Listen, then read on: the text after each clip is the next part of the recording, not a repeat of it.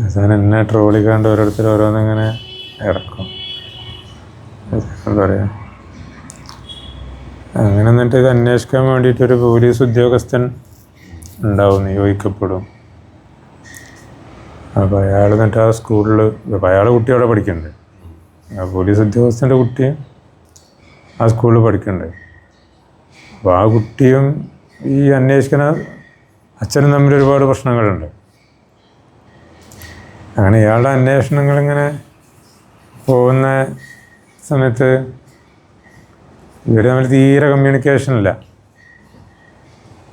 അപ്പോൾ ഒരു ദിവസം ഈ മോന് ഈ അച്ഛനെ വിളിച്ചിട്ട് പറയും, നിങ്ങൾ എന്ത് കുട്ടിത്താണ് ചെയ്തുകൊണ്ടിരിക്കുന്നത്, നിങ്ങൾ ജസ്റ്റ് പോയിട്ട് അവൻ്റെ ഇൻസ്റ്റാഗ്രാം ഒന്ന് എടുത്തിട്ട് ഓപ്പൺ ചെയ്ത് നോക്കും, നിങ്ങൾക്ക് മനസ്സിലാവും എന്തിനാണ് അവനത് ചെയ്തത്. അപ്പോൾ അവർ ആ ഇൻസ്റ്റയിൽ അവനുപയോഗിച്ചിട്ടുള്ള അവിടെ സ്ത്രീകളുണ്ടല്ലോ, അവിടെ അകത്തേക്ക് ഇരിക്കാൻ പറഞ്ഞാണ് ഇവരുടെ കൂടെ.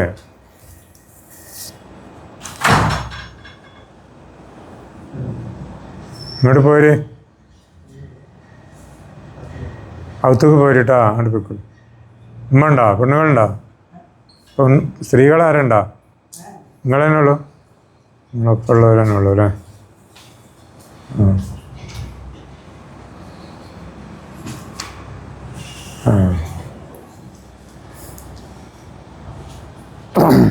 അങ്ങനെ എന്നിട്ട് അതിനാണ് പിന്നെ ഉപരി ഈ സംഗതികളൊക്കെ ഇങ്ങനെ കണ്ടെത്തണതൊക്കെയെന്ന് പറയാം.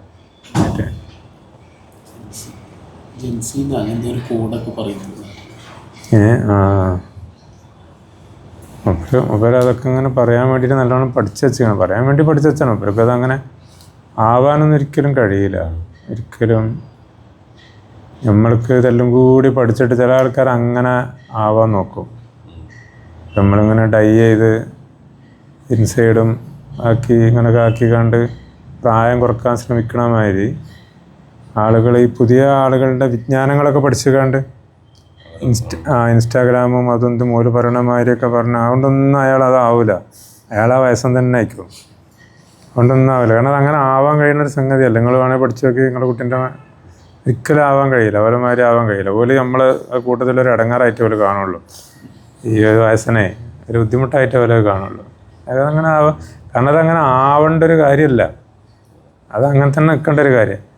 പിന്നെ എന്തിനാ ഇതാണ് നമ്മളെ അതൊക്കെ പലപ്പോഴും ഉണ്ടല്ലോ ഇതായിട്ട്. നമ്മളെ ഇതൊക്കെ പണ്ടേ ഉള്ള വിഷയം. പണ്ട് നമ്മളൊരു പെരുന്തച്ഛനും മകനും എന്ന് പറഞ്ഞൊരു കഥ അല്ലേ പണ്ട്, ഓർമ്മല്ലേ? അത് എല്ലാ മക്കളും അച്ഛൻ്റെ മോന്തൊക്കെ അടിക്കും, മനസ്സിലായി? ആ അടി കൊള്ളാൻ വെറുതെ അവിടെ പോയിക്കണ്ട, എന്തിനാ വെറുതെ ഓരോയിട്ട് മത്സരിക്കാൻ നിൽക്കണേ?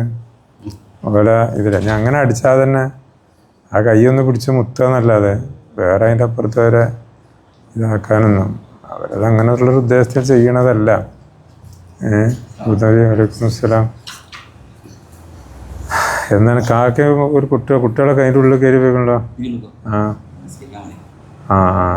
നിസ്കരിക്കാണ്ട്, നിങ്ങൾ നിസ്കരിക്കാണ്ട?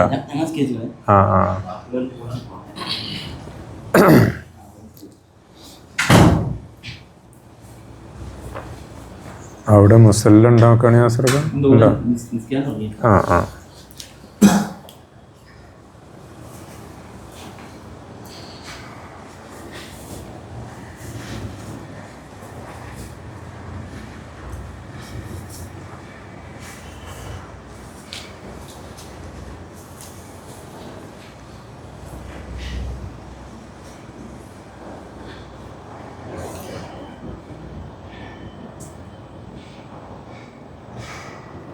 അപ്പോൾ അതിലൊരു ഡോക്ടർ വന്നു, നമ്മളവിടെ ഉള്ളൊരു എഴുത്തുകാരനൊക്കെ ആയിട്ടുള്ളൊരു ഡോക്ടറുണ്ട്. ഒരു വന്നിട്ട് അങ്ങനെ പറഞ്ഞു, മൂപ്പര് മറ്റേ പൊതുവെ ലിബറലിസത്തിൻ്റെയും കൂടി ആളാണ് മൂപ്പര്. ഫാഷിസ്റ്റ് വിരുദ്ധനാണ്, സാഹിത്യകാരനാണ്, കുറച്ചൊരു ലിബറലായ കാഴ്ചപ്പാടുള്ള. മൂപ്പരും കുറച്ചു നേരം സംസാരിച്ചു. അപ്പോഴാണ് എനിക്ക് ആ ഒരു വിഷയങ്ങൾ കുറേ ഇങ്ങനെ മനസ്സിലാവണം, അങ്ങനത്തെ കാര്യങ്ങളൊക്കെ ഇങ്ങനെ കേൾക്കുമ്പോഴേ. അപ്പോൾ ഒരേ എല്ലാവരും വഹിക്കുന്നത് ഒരേ വികാരങ്ങൾ തന്നെയാണ്. പക്ഷെ അത് പ്രകടിപ്പിക്കാനുള്ള ഭാഷയും രീതികളൊക്കെ വ്യത്യാസമുണ്ട് എന്ന് മാത്രമേ ഉള്ളൂ. ഞാനങ്ങനെ ചിലപ്പോഴൊക്കെ ഇങ്ങനെ വിചാരിക്കും, മോന് യഹിയ ഭയങ്കര സീരിയസ് ആയിട്ടൊക്കെ സംസാരിക്കും, ഭയങ്കര സീരിയസ് ഓരോ കാര്യം. കാരണം ഓനക്ക് ഓൻ്റെതായ ഒരു കാഴ്ചപ്പാടുണ്ടാവും ഓരോ കാര്യങ്ങളിലും. നമ്മളിങ്ങനെ ഇങ്ങനെ സംസാരിക്കുമ്പോൾ ഞാൻ വിചാരിക്കും, പഠിച്ചവനെ ഇവനൊക്കെ നമ്മളിങ്ങനെ നിയന്ത്രിക്കുക, അങ്ങനെ ഇപ്പോൾ ഇതൊക്കെ കാര്യങ്ങളൊക്കെ മനസ്സിലാക്കുക.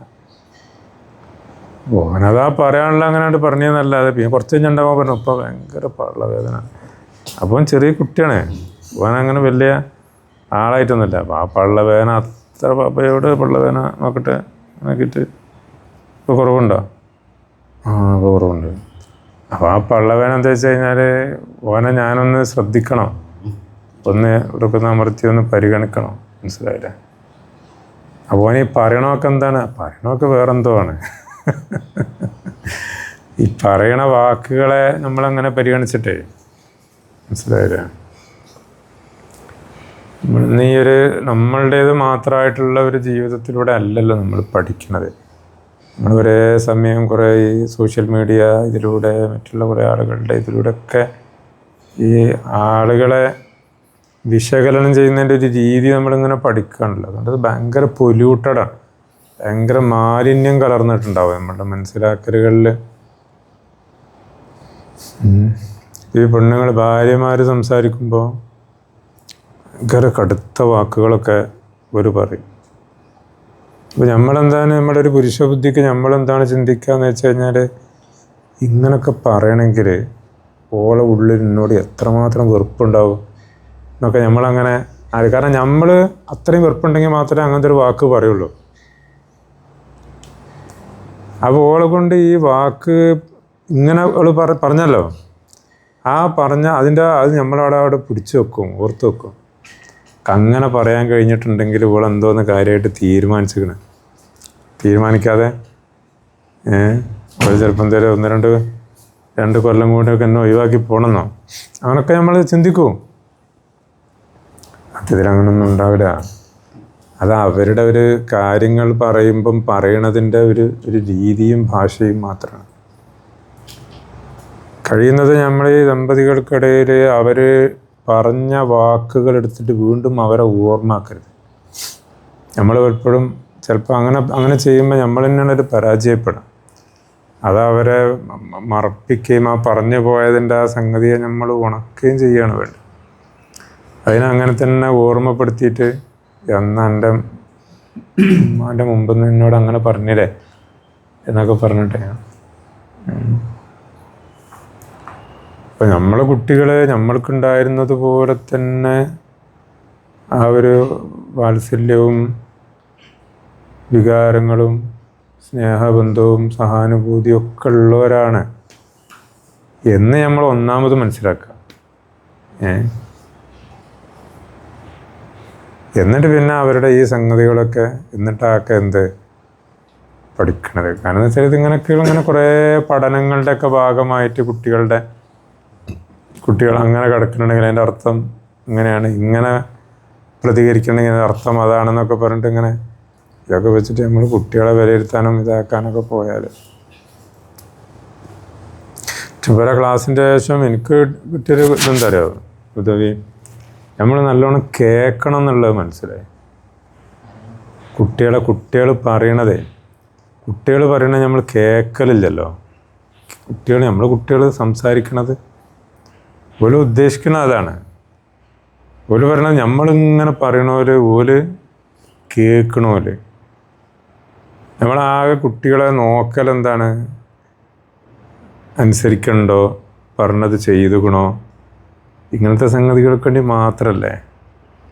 ആ കൊടുത്ത പൈസ അവൻ എന്താ കാട്ടിയത്, എനിക്കിനി എത്രയാണ് ഫീസ് വേണ്ടത്, അങ്ങനെയൊക്കെ കുട്ടികളായിട്ടുള്ള നമ്മളുടെ അങ്ങോട്ടേക്കുള്ള കമ്മ്യൂണിക്കേഷൻ്റെ ഇത് വളരെ കുറവാണ്.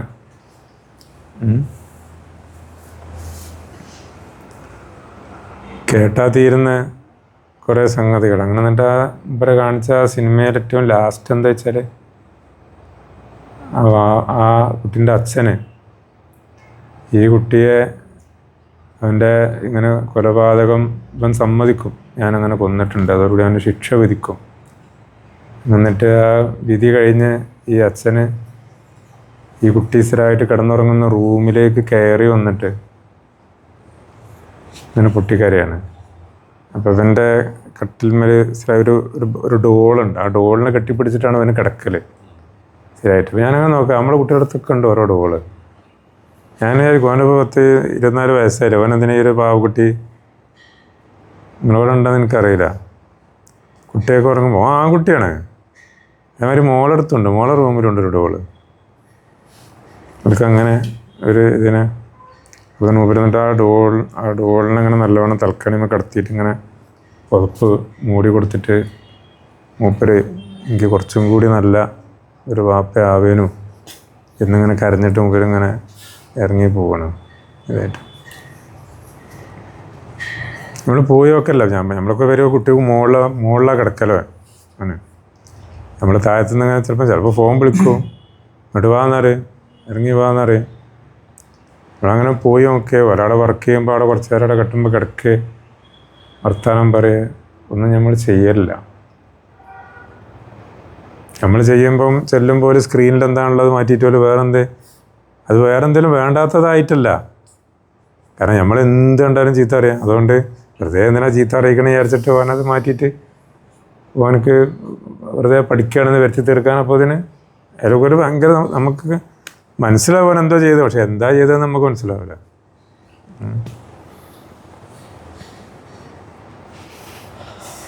അതങ്ങനെ കേട്ടപ്പോൾ എനിക്കിങ്ങനെ തോന്നി, നമ്മളൊക്കെ ഒരുപാട് ഒരു വാപ്പ എന്നുള്ള നിലക്ക് ഒരുപാട് പോരായികകൾ, അത് ആ ഒരു കുറവ് ഇതിലൊക്കെ ഉണ്ടാവും.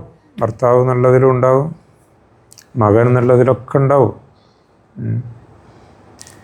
നമ്മുടെ പോരായികകൾ എത്രത്തോളം ബോധ്യപ്പെടാൻ നമ്മൾക്ക് കഴിയണുണ്ടോ?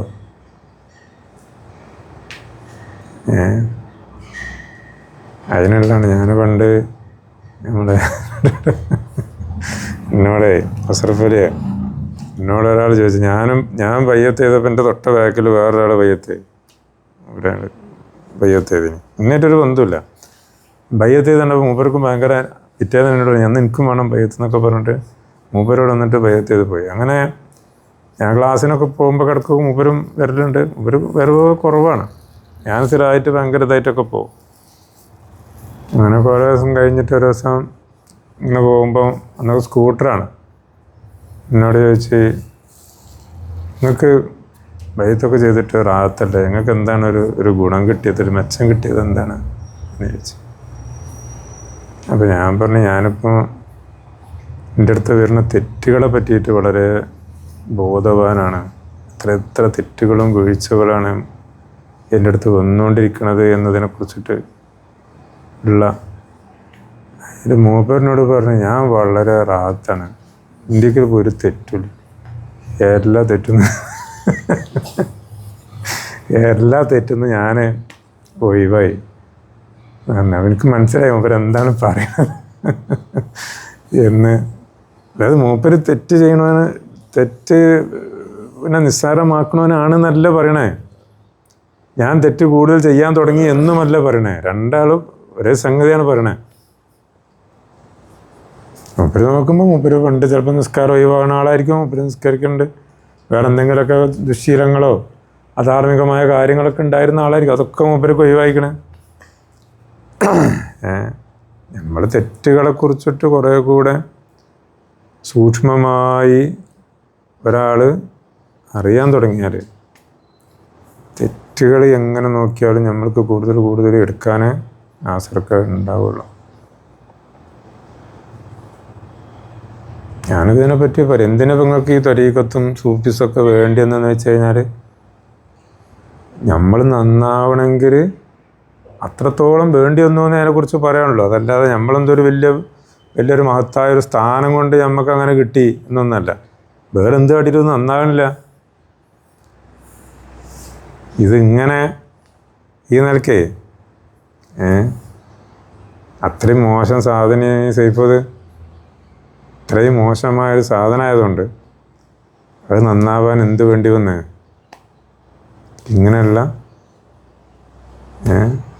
ഗുരുമാരുകളൊക്കെ വേണ്ടി വന്ന്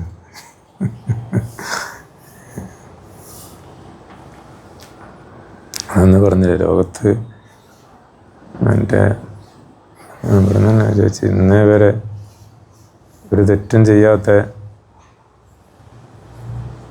ആരെങ്കിലും ഉണ്ടോ, ഒരാളുടെ പേര് പറയാൻ പറ്റുന്ന വെച്ചപ്പോൾ നബിമാരുടെ പേരും ഇതൊക്കെ പറഞ്ഞു. ഉമ്മക ഇന്നേ വരെ ഒരു തെറ്റും ചെയ്യാത്ത ഒരേ ഒരാളുള്ളത് ഇബ്ലീസാണ്. ഇന്നേ വരെ ഒരു തെറ്റും ചെയ്തിട്ടുമില്ല, എന്നിട്ട് ചെയ്യൂല.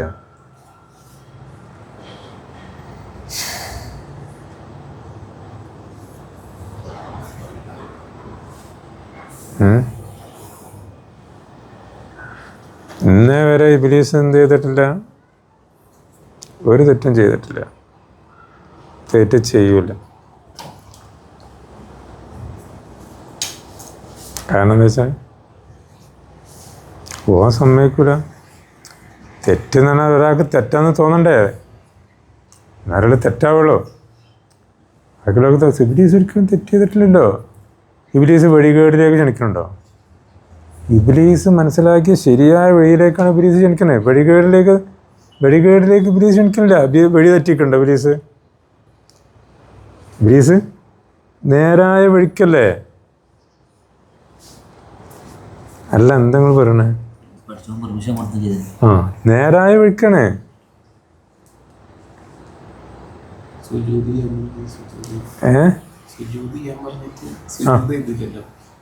അതിനൊരു അടിസ്ഥാനം ഉണ്ടല്ലോ, വെറുതെ അള്ളാ തിരുത്തട്ടേന്ന്. നിങ്ങളെന്താണ് പറയണേ? അങ്ങനല്ലേ ഇബ്ലീസ് പറയണ്ടോ? അള്ളാ പറയാണെന്ത്? അവൻ എന്ത് ചെയ്തു? അവൻ ധിക്കരിച്ചു, കഫറ, അവൻ നിഷേധിച്ചു. അള്ളാ പറയാൻ പറ്റില്ല, ഇബ്ലീസ് നിഷേധിച്ചിട്ടില്ല.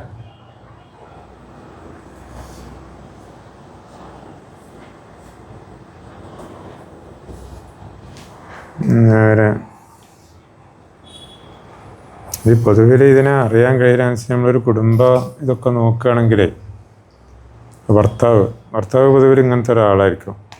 തെറ്റൊന്നും ചെയ്യില്ല. എന്ത് വന്നു കഴിഞ്ഞാലും ആരെങ്കിലേക്കാരം എബനെന്ത് തട്ടി അജ്ജ് എന്തിനാ അത് ഇവിടെ കൊടുന്ന് വെച്ചെന്ന ഇവൻ ശ്രദ്ധ ഇല്ലാതെ നോക്കി നടന്നുകാണ്ട് അല്ലേ?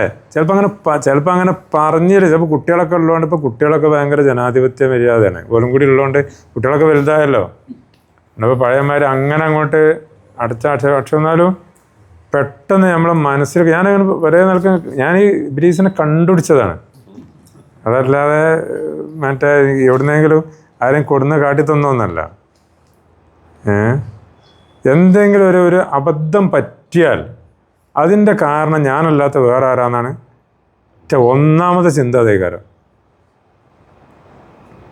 അത് ഇങ്ങോട്ട് എടുക്കൂല.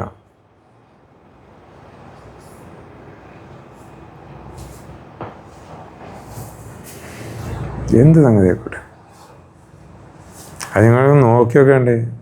ഞാനിപ്പോഴേ നമ്മൾ ഇതിൽ നിന്ന് എന്താണ് ഭക്ഷണത്തിൽ നിന്ന് മുടി കണ്ടുപിടിക്കണ മാതിരി, പലഹാരത്തു നിന്ന് കല്ല് ഇങ്ങനെ തപ്പി പിടിക്കണ മാതിരി ഈ അനുഭവത്തിൽ നിന്ന് ഇബ്ലീസിനെ ഞങ്ങൾ കടിക്കുമോ? ഇബ്ലീസ് കടിക്കും. ഇബ്ലീസ് കടിക്കാതെ ഒരു തുള്ളി വെള്ളം കുടിക്കാൻ കഴിയില്ല.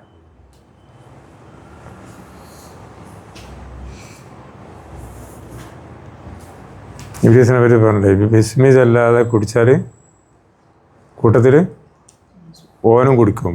ബിസ്മി അല്ലാതെ ഓനും തിന്നു പറഞ്ഞാൽ എന്താ? ഇബ്ലീസിനെ പറ്റി തിന്നിട്ടുണ്ടോ?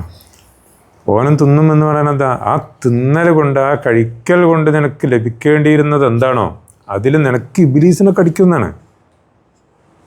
ഇബ്ലീസ് കടിക്കും. കല്ല് കടിക്കുന്നൊക്കെ പറയാം നമ്മൾ. കല്ല് കടിക്കും, മുടി കൊടുങ്ങും നമുക്ക് പറയണ മാതിരി അതിൽ ഇബ്ലീസ് കടിക്കും. തൃപ്തിൻ്റെ അല്ലാന്ന് ഇതന്നെ ഞാൻ പറഞ്ഞു. ഇത് കൂട്ടിയാൽ മതി. ഇതിപ്പോ എന്തിനാ നിങ്ങനെ കഴിക്കണേ?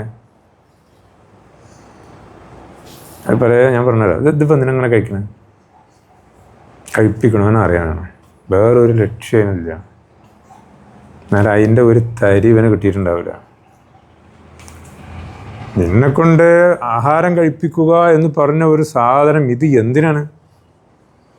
കഴിപ്പിക്കണവനെ അറിയാമെന്നുള്ളതാണ്. ഇപ്പോൾ തന്നെ ഇപ്പം നിങ്ങളിപ്പോൾ ഇങ്ങോട്ട് വന്ന് പറയണം, ഇപ്പം നിങ്ങൾക്ക് ഇങ്ങനെ ചായ കുടിപ്പിക്കണം, എന്തായാലും എൻ്റെ ഒരു ലക്ഷ്യമാണ് വിചാരിച്ചോളൂ, ഉദ്ദേശം വെച്ചോളൂ അല്ലേ. നിങ്ങൾ മനസ്സിലൊക്കെ ഉണ്ടാവില്ല അവിടെ സ്ഥാനത്ത് പോയിട്ടൊരു ചായ ഒക്കെ കുടിപ്പിച്ച് നല്ല ചായ അല്ലെങ്കിൽ ഒരു തുള്ളി വെള്ളം കൂടി തന്നില്ല, ഇങ്ങനെ ഉണ്ടാവില്ലേ അല്ലേ. സൈഫിൻ്റെ വീട്ടിലാണ് നമ്മൾ പോയിട്ട് വലിയ സൽക്കാരേനെ. അപ്പോൾ സൈഫ് കൂടെ വന്നിട്ട്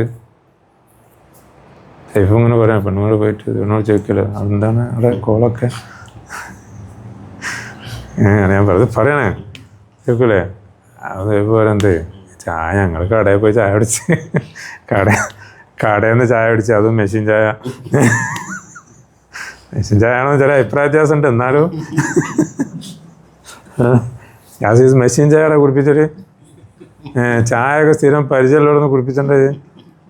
ചായ ഏതെങ്കിലും കണ്ട് വീടും കയറി ചായ കുടിക്കരുത്, അല്ലെങ്കിൽ ചായ തന്നെ കുടിക്കരുത്. ചായ എന്ന് പറഞ്ഞാൽ ആകെ കുടിക്കണം എന്തിനാ, രസത്തിന് കുടിക്കാനല്ല. ഈ ചായ കൊണ്ടൊരു കാര്യമില്ല. കുടിക്കാൻ രസമുണ്ടെങ്കിൽ മാത്രം കുടിക്കേണ്ട സാധനമാണ് ചായ. സുന്നത്ത് നിസ്കാരന്മാരാണ്, വെറുതെ എടങ്ങാറായി നിസ്കരിച്ചാൽ എന്ത് കാര്യമാണ്. സുന്നത്ത് നിസ്കാരം എന്ന് പറഞ്ഞാൽ തന്നെ രസമുണ്ടെങ്കിൽ നിസ്കരിച്ചു, രസമുള്ള നിസ്കാരം എന്നാണ് അതിൻ്റെ അർത്ഥം തന്നെ, മനസ്സിലായില്ല. ഒരു രസമായിട്ട് ഒരു രസമില്ല പിന്നെ എന്തിനാ നിസ്കരിക്കാൻ നിൽക്കണം. അതുപോലെ പറഞ്ഞില്ലേ, ആ നല്ല ഓർമ്മ ഉണ്ടാവും നമുക്കത്. അപ്പോൾ സത്യത്തിൽ നമ്മളിപ്പോൾ ഒരു നല്ല രസമായി എന്തെങ്കിലും ഒരു സാധനം ഒരു പുതുമയോട് കൂടിയിട്ട് നമ്മൾക്ക് കിട്ടിക്കഴിഞ്ഞാൽ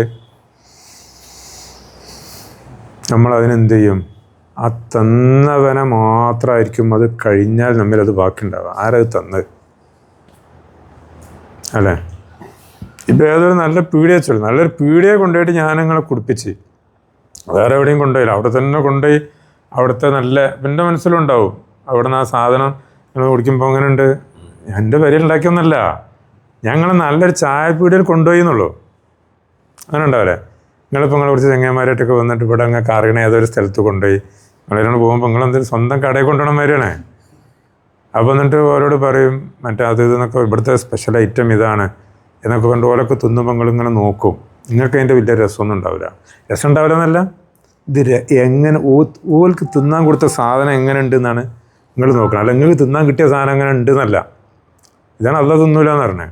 അള്ളാഹ് തിന്നൂല പറഞ്ഞാൽ എന്താ, അള്ളാഹിൻ്റെ ശ്രദ്ധ മുഴുവനും തിന്നണോൽക്ക് എങ്ങനെ ഉണ്ട് എന്നുള്ള. അത് ഓൽക്ക് നല്ല രസമുണ്ടെങ്കിൽ അപ്പോൾ അതിൽ ഒരാൾ പറയണത് ഇത് ഭയങ്കര ഇത് ഇവിടെ തന്നെ വരണട്ടാന്നൊക്കെ പറയണോ, എന്നാൽ ഒരു പ്ലേറ്റും കൂടി അല്ലേ, നിങ്ങൾ തെറ്റിക്കല്ലേ എന്ന് ചോദിങ്ങൾ.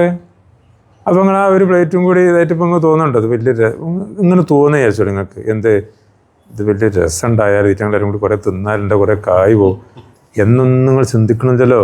ചിന്ത എന്താണ്, ഇപ്പോൾ നല്ല രസമായിട്ട് അല്ലേ, അതിലും വലിയ എന്താണ് ഞാൻ പോലെ എന്ത് ചെയ്ത് നല്ല രസമുള്ള മട്ടുള്ള സാധനം തീറ്റിച്ചെന്നുള്ള ഒരു സംഭവം ഉണ്ടാവുക. അതിനല്ലേ അള്ളാഹ്ക്ക് ആകെ ഇത് മാത്രമേ ഉള്ളൂ, വേറെ എന്താണ്. ഈ അടിമ അങ്ങനെ തിന്നിട്ടും കുടിച്ചിട്ടും ഇവിടെ ഇതായിട്ടും ഓരോ കാര്യങ്ങൾ ആസ്വദിച്ചിട്ടും അറിഞ്ഞിട്ടും അള്ളാഹിനെ പറ്റിയിട്ടും അവൻ്റെ ഉള്ളിലേക്ക് ഇങ്ങനെ മതിപ്പുണ്ടാവും. ഇതല്ലാത്ത വേറെ ഒരു സംഗതി അള്ളാഹ്ക്ക് കിട്ടണ്ട. അതിൽ ഇബ്ലീസ് കൂടി അങ്ങനെ ഉണ്ടാവും. ഭക്ഷണത്തിൻ്റെ കുറ്റും കുറവും കാണും. അമിതമായിട്ട് കഴിച്ചപ്പോൾ നല്ല രസം, ഭക്ഷണം കണ്ട് ഭയങ്കര രസം. എന്നാൽ ഭക്ഷിപ്പിക്കുന്നവനെ കുറിച്ചിട്ടുള്ള ഒരു ചിന്തയില്ല. അപ്പോൾ ഇവൻ്റെ ശ്രദ്ധ എന്തിലേക്കാരോ, പള്ള നിറക്കണിലേക്കാരോ അങ്ങനല്ലേ.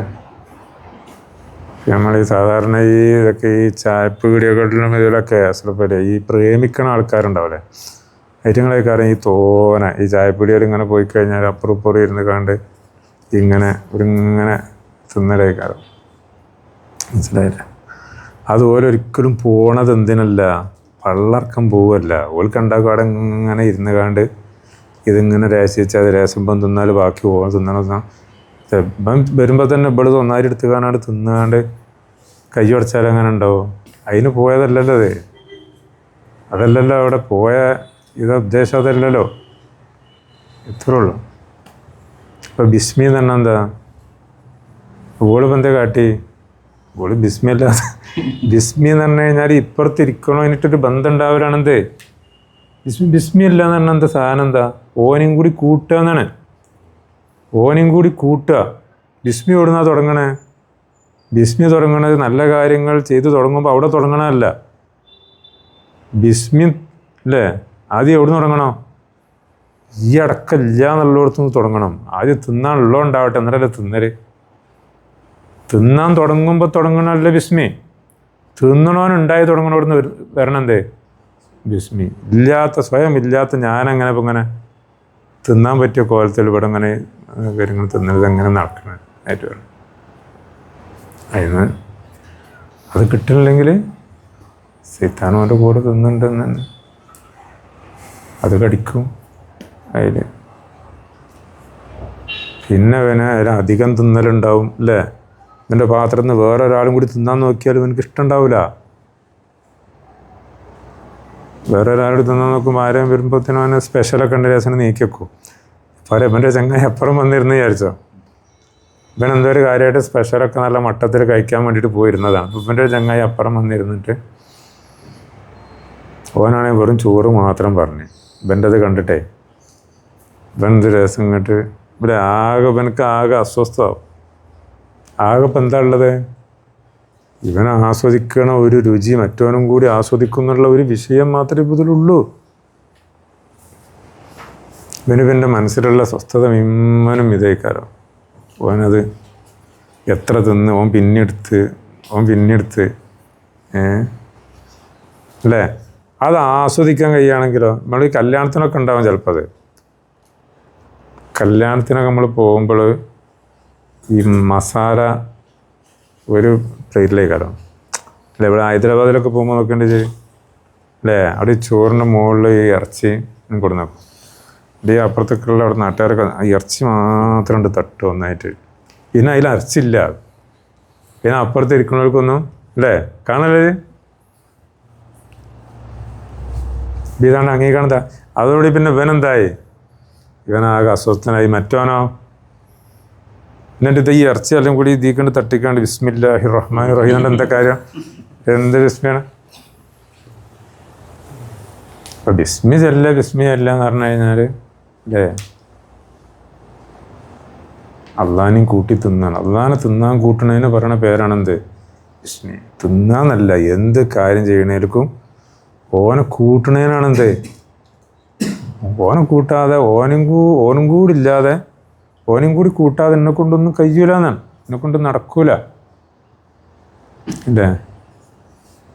നമ്മളിപ്പം ഒരാളുടെ കൂടെ പോയതാണ് വിചാരിച്ചോളൂ. അതേ ആളുടെ മറ്റൊരു സുഹൃത്ത് അവിടെ വന്നു കഴിഞ്ഞാൽ എത്ര ആൾ വന്നാലും അവർക്കൊക്കെ ആ പാത്രത്തിൽ അവകാശമല്ലേ? സല്ലല്ലാഹു അലൈഹി വസല്ലം പറഞ്ഞു അല്ലേ, കൈകൾ വർദ്ധിക്കും തോറും അതിൽ ബർക്കത്ത് കൂടും.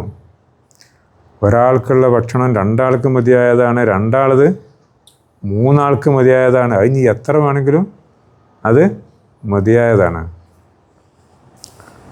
മീവൻ തിന്നിട്ടും ഒന്നും കിട്ടിയില്ലെങ്കിൽ അവസാനിച്ചിങ്ങനെ വിരൽ അതിൽ അവിടെയെങ്കിലും ശ്രദ്ധിക്കുക, എന്തെങ്കിലും കിട്ടിയാലോ എന്ന്. എന്താണ് കിട്ടാൻ? ഈ ഒന്നായിരം തിന്നിട്ട് കിട്ടാത്ത വൈറ്റമിൻ ഇപ്പോൾ ഈ ചാറിൻ്റെ പൊടിയുമെന്ന് കിട്ടണ്. തീറ്റിച്ചവനെ കിട്ടുമല്ലേ എന്നുള്ളതാണ്. ഈ ഒരു അവസാനം അതിങ്ങനെ ആ ഒരു സമയത്തെങ്കിലും ഭക്ഷിപ്പിച്ചവനെ കുറിച്ചിട്ടുള്ള ഓർമ്മയുടെ വിചാരത്തിൻ്റെ ഒരു തരി എനിക്കതിൽ നിന്ന് കിട്ടിയെങ്കിലോ. അപ്പോൾ അതിന് പിന്നെ ഇതൊക്കെ എന്തായി? ഇതൊക്കെ സുന്നത്തായി മാറി. സുന്നത്ത് എടുക്കണ്ടല്ലേ എന്നുള്ള വിഷയമായി. സുന്നത്ത് എന്ന് പറഞ്ഞാൽ എന്താ? സുന്നത്ത് എന്ന് പറഞ്ഞാൽ രീതി എന്നാണ്, മെത്തേഡാണ്. Method of what?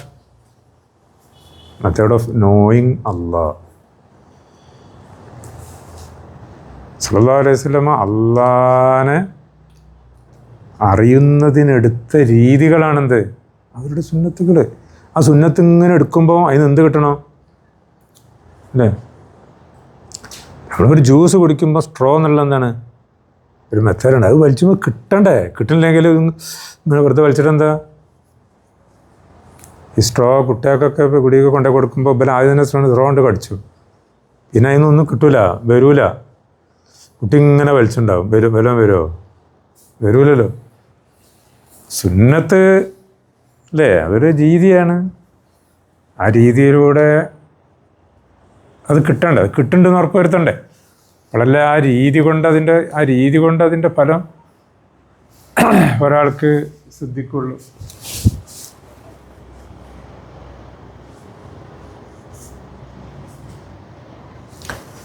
കുറച്ച് വെള്ളം കൊടുത്തു.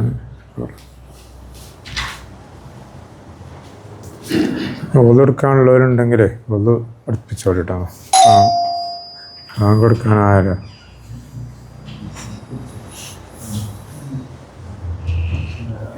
ഒതെടുക്കാനുണ്ടെങ്കിലേ